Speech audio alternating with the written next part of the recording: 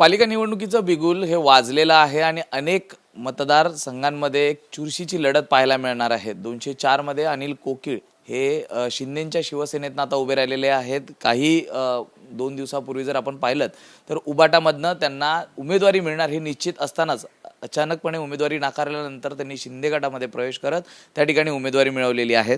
माझ्यासोबत बोलण्यासाठी या ठिकाणी अनिल कोकीळजी आहेत. कोकीळजी, काय नेमकं असं राजकीय गणित झालं आणि त्यानंतर आपल्याला उमेदवारी नाकारली आणि मग आपण काही तासातच शिंदेमध्ये आलात आणि उमेदवारी मिळाली?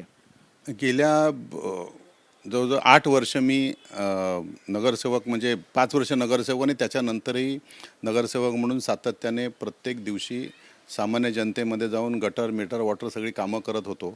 आणि कामं करत असताना लोकांचा जो प्रतिसाद आहे, लोकांनी जे पाहिलेलं आहे काम, त्या कामावरती सामान्य जनतेची इच्छा होती की मला पुन्हा एकदा मिळावी. परंतु कोणाला तिकीट द्यायची नाही द्यायची हा पक्षप्रमुखांचा निर्णय असतो, त्याच्यावरती मी काही बोलणार नाही आणि त्यांचा अधिकार आहे तो.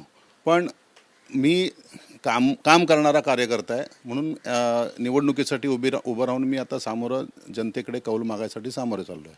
शिंदेंनाच का निवडलं? इतरही आपल्याकडे ऑप्शन होते, BJP देखील आपल्याला ऑफर होती किंवा कसं? बाळासाहेबांची शिवसेना, मी बाळासाहेबांचा कट्टर शिवसैनिक आहे. लहानपणापासून बाळासाहेबांच्या सभा पाहत आलेलो आहे.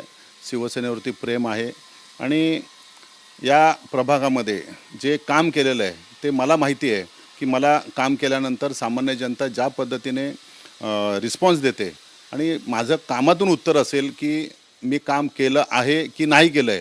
कारण सामान्य जनता आत्तापर्यंत काम माझं बघत आलेली आहे आणि याच्यानंतरसुद्धा काम बघत राहील. खरं तर या 204 वॉर्डमध्ये शिवसेनेने 2 फॉर्म AB फॉर्म दिले होते. एक म्हणजे अरुण दळवी यांना दिला होता आणि एक नंतर आपल्याला देखील दिलेला आहे. आता नेमकं माघार कोण घेणार ही देखील तितकीच उत्सुकता आहे.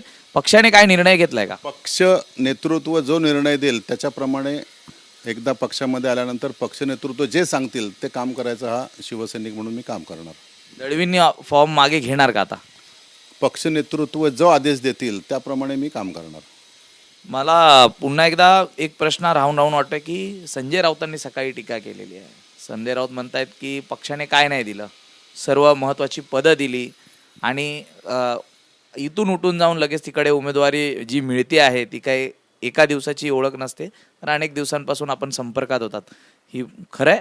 त्यांना टीका करण्याचा त्यांचा अधिकार आहे, ते टीका करू शकतात. त्याच्यावरती उत्तर देण्यापेक्षा माझा जे 15 तारखेला निवडणूक आहे आणि 16 तारखेला रिझल्ट आहे त्याच्यावर सामान्य जनता त्याचं उत्तर देईल आणि माझ्या कामाची पोचपावती देईल. तर मुंबईमध्ये आपण पाहिलं तर सर्वच ठिकाणी शिंदेचे उमेदवार किंवा त्या ठिकाणी देखील मोठ्या प्रमाणात पदाधिकारी हे रोवलेले पाहायला मिळाले. लालबाग परळ हा असा एक शिवसेनेचा गड होता जो उबाटाचा महत्त्वाचा गड होता. तिथले कोणीही उमेदवार, आमदार, नगरसेवक आहेत ते फुटलेले नव्हते किंवा त्यांच्याबरोबर गेलेले नव्हते. ही वेळ नेमकी का आली आणि कशासाठी आली याचं आत्मचिंतन करण्याची गरज खरंच उबाटाला आहे. त्यांना काय करायचं आहे ते मी सांगणं एवढा मी मोठा नाही आहे. मी सामान्य कार्यकर्ता आहे, सामान्य जनतेतला आहे, सामान्य जनतेबरोबर काम करणार आहे. ह्याचं त्यांनी काय करायचं, त्यांचं चिंतन करायचं, काय करायचं हा त्यांचा प्रश्न आहे. मी माझं काम करत राहणार, जनतेमध्ये उतरून काम करत राहणार, जनता त्याचं उत्तर देणार. परत एक प्रश्नावर येतो की अरुण दळवी यांना जी उमेदवारी दिलेली आहे पक्षाकडनं काही पत्र गेलंय का त्यांची उमेदवारी मागे घेण्यासंदर्भात? कारण आपण दोघांनी त्या ठिकाणी फॉर्म भरलेले आहेत. माझ्या माहितीनुसार त्यांनी पत्र दिलेलं आहे निवडणूक आयोगाला, परंतु जो निर्णय पक्ष घेईल त्या निर्णयाशी मी बांधील असेल. सर, आमच्याशी बातचीत केल्याबद्दल. तर हे होते अनिल कोकीळ, ज्यांनी आता शिवसेनेतनं 204 नंबर वॉर्डमधनं अर्ज भरलेला आहे. आता येणाऱ्या निवडणुकीमध्ये शिवसेनेच्या या बालेकिल्ल्यांमध्ये शिंदेचं धनुष्यबाण हे त्या ठिकाणी येतं का हे पाहणं महत्त्वाचं राहील. व्हिडिओ जर्नलिस्ट प्रशांत मानेसह मी सूरज सावंत, ABP माझा, मुंबई. ABP माझा, उघडा डोळे बघा नीट.